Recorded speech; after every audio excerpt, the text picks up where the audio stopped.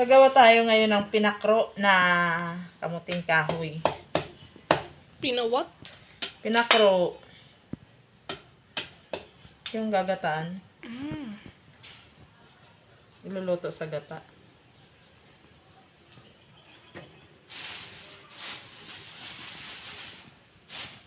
Pwede din yan may ano. Pwedeng asukal or asin mga nilalagay natin. Parang gabi lang. Or saging.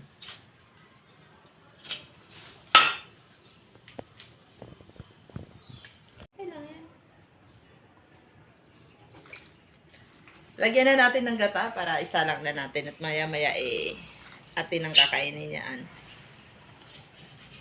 Ayan, sakto lang yan, sabaw. Ayan na.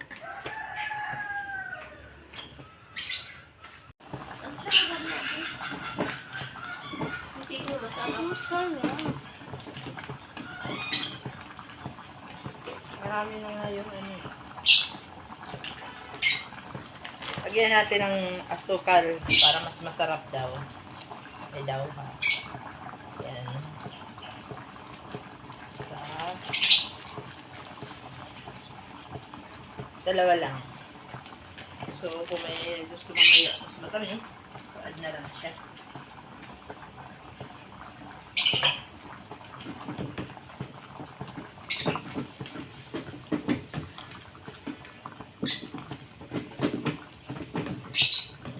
Sarap na.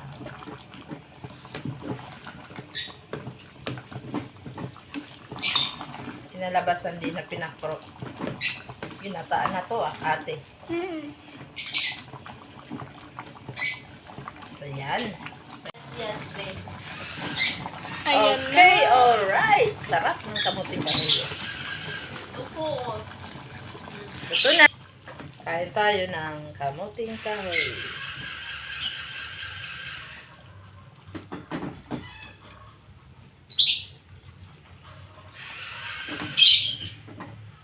Alright.